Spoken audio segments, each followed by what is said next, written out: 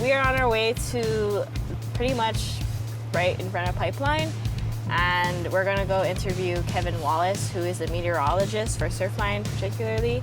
So he predicts the swells for around the world, which is pretty cool. Bro, this is gonna be sweet. This is gonna be gnarly. Sonar. Sonar. Sonar. Well, we went through Haleiwa town. I was like, okay, now we're on my turf. As you know, this is us. It just so happened the Pipe Masters was going on that same time. We were getting so distracted. We saw the Vans production crew guy like pointing the camera.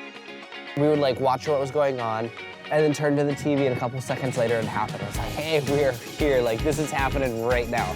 Actually being there and feeling the energy of it was super cool, and I was so stoked just to be there, even though I've never actually watched a surf competition.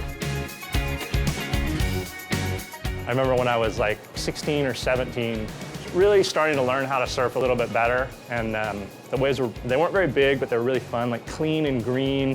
And there's one that I have always had in my mind. It was like a left breaking wave. Felt like it was like the first good turn I ever did. You know, came up and I did a turn. I was like, I was so stoked, you know, like I can turn, I'm ripping.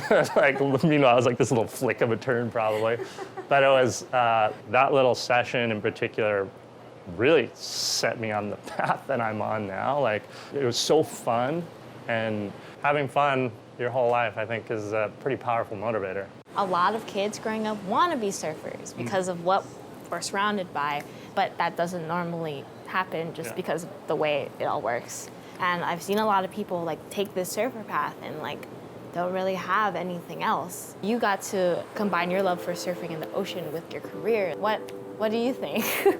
Statistically, like, for someone to become a professional surfer and of the highest caliber, like, you have a really low chance of achieving that. I personally would never want to, like, extinguish someone's dreams of doing that, but at the same time, I'd want to try and fan the flames of at least a plan B. If you really want to work in the surf industry in some capacity, there's avenues and there are opportunities that exist just beyond becoming a professional athlete, which is, it's just really hard to do.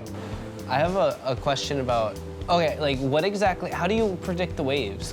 So we've got, there's a lot of different things that we look at when we're predicting waves, kind of what we call Surfology 101, how waves work. It's just wind blowing over the water. We're looking for those storms that are going to generate wind over the ocean. Using satellite data, we can measure the winds in the storm, we can measure like wave heights in the storm, and when it's going to arrive, how long it might last.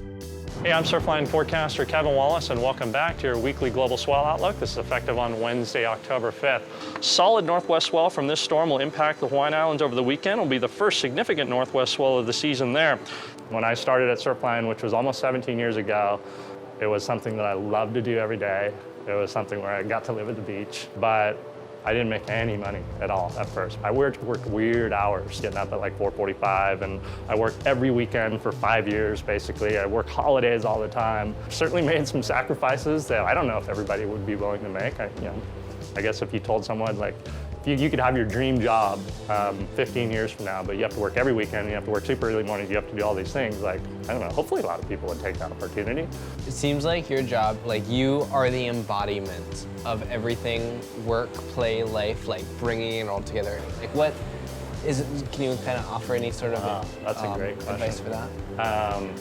Advice I would give to you would be, if you find something that you really love, be willing to do it for not much money to start. Just persist and keep at it and work hard. And for me, it's paid off.